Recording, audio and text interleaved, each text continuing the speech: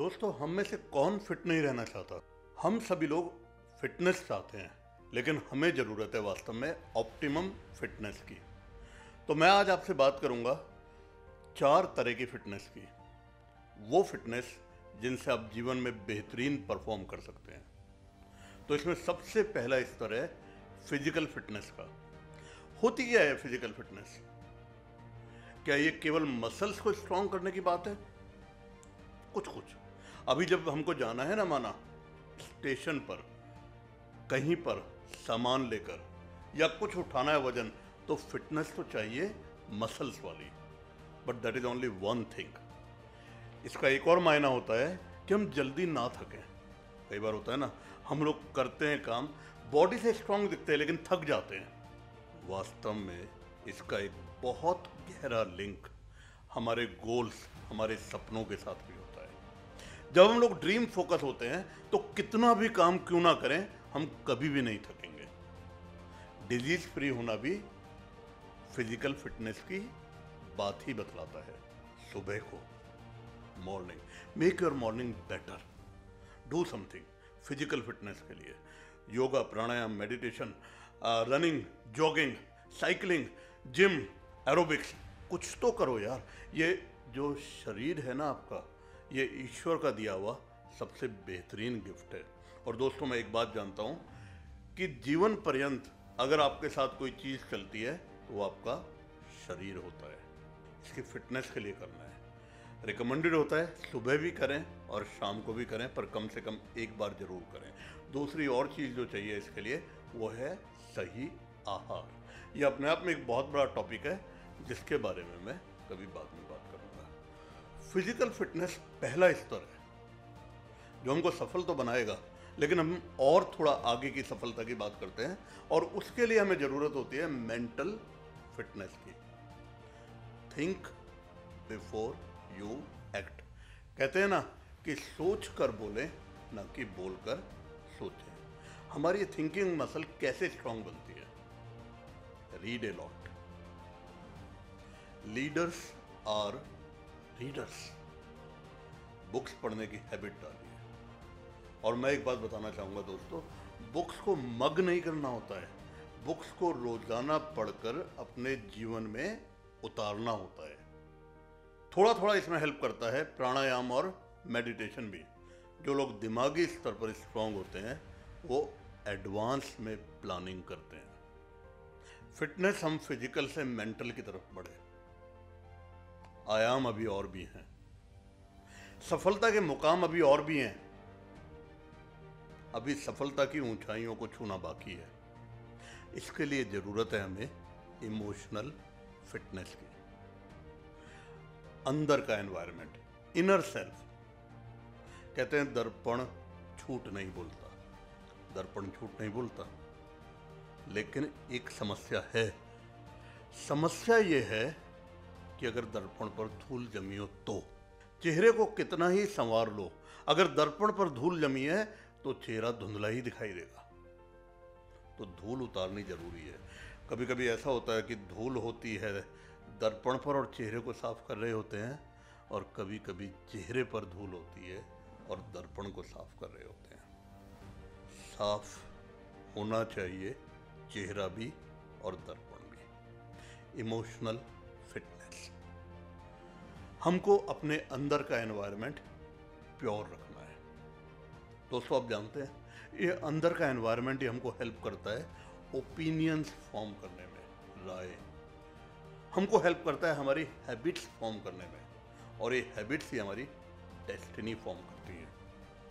कहते हैं दोस्तों, जीवन में अगर कोई एक चीज़ हमको जो बहुत आगे ले जाती है, उसका नाम होता है दूसरे लोगों के साथ, कोई भी वो दूसरे लोग हों, उनके साथ एक अच्छी रिलेशनशिप बना के रखना। लेकिन जब हम लोग इमोशनली रिएक्टिव होते हैं तो रिलेशनशिप भी डेटोरिएट होने लगती है। स्टिमुलस तो आएंगे, लेकिन क्या हम लोग रिएक्टिव हैं या रेस्पॉन्सिव हैं, ये डिपेंड करता है उस मीनिंगफुल पॉज पर जो हमें हमारे जीवन में सिर्फ हमारी इमोशनल फिटनेस ही दे सकती है। तो दोस्तों, इमोशनली फिट रहना है लोगों के साथ एक अच्छी रिलेशनशिप बना के रहना है। जब भी कोई किसी के बारे में कुछ भी बोले, अगर वो पर्सन मौजूद नहीं है तो हमेशा ध्यान रखना 3 प्रिंसिपल्स के बारे में। पहला प्रिंसिपल ये है, is it good for him? क्या ये बात जो बताई जा रही है दूसरे व्यक्ति के लिए, क्या ये उसके लिए अच्छी है? और अगर अच्छी नहीं है तो सुनना नहीं है। दूसरी बात, इज इट ट्रू और फॉल्स? अगर सामने वाला कुछ कहे, खास तौर से नेगेटिव, तो पूछ लेना, भाई क्या आपको इसकी सच्चाई पर यकीन है? भाग सकता है सामने वाला। और लास्ट बात, is it going to help him or not? अगर ये बात उसको मदद नहीं करती है तो आप मुझे क्यों सुना रहे हैं? ये दोस्तों, ये सब कुछ आता है इमोशनली फिट होकर ही। क्योंकि जब हम लोग इमोशनली फिट होते हैं तभी हम लोग राइट डिसीजन लेते हैं, और जब हम लोग राइट डिसीजन लेते हैं तो हम लोग right opinion, right habit form करते हैं और राइट रेस्पॉन्सिव होते हैं। लेकिन इससे ऊपर भी एक फिटनेस है जो हमको एक्स्ट्रा ऑर्डिनरी सक्सेस की तरफ ले जाती है, जिसको हम कहते हैं फर्स्ट अमंग इक्वल्स। ये कौन सी फिटनेस है? फिजिकली आप फिट हो, मेंटली आप फिट हो, इमोशनली भी आप फिट हो, लेकिन अभी एक और कनेक्ट बाकी है जो ऑलमाइटी से होता है, जिसको हम लोग कहते हैं spiritual fitness, deeper inner connect. एक शब्द है, बहुत मायने हैं इस शब्द के, बहुत गहरे मायने हैं इस शब्द के। इसको सुनना और इसको जानना जितना आसान है, इसको समझना और इसको अपनाना उतना ही कठिन है। इसका नाम है सबमिशन, समर्पण। प्रेमचंद अपने वर्ल्ड फेमस उपन्यास गोदान में कहते हैं, इस दुनिया में ऐसे लोगों की कमी नहीं है जो बहुत टैलेंटेड हैं, बहुत हार्ड वर्किंग है, लेकिन ब्रोक है। ये दुनिया में अगर कमी है तो ऐसे लोगों की कमी है जो समर्पण और त्याग की भाषा जानते हैं।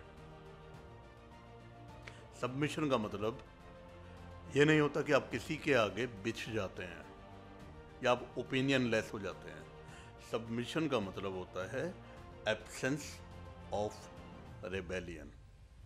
ट्रस्ट की शुरुआत सबमिशन से होती है, तो ये ट्रस्ट डेवलप करने के लिए आपको सबमिसिव होना पड़ेगा।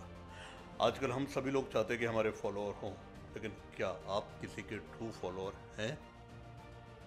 और दोस्तों, जब हम लोग इन चारों फिटनेस से जब हम लोग फिट होते हैं तो क्या होता है हमारे जीवन में? कुछ वो होता है जो हम सब चाहते हैं, वो चीज़ जो ना पैसा दे सकता है, ना सेहत दे सकती है, ना दुनिया की तमाम तरह के ऐशो आराम दे सकते हैं। उस चीज़ का नाम है खुशी, हैप्पीनेस।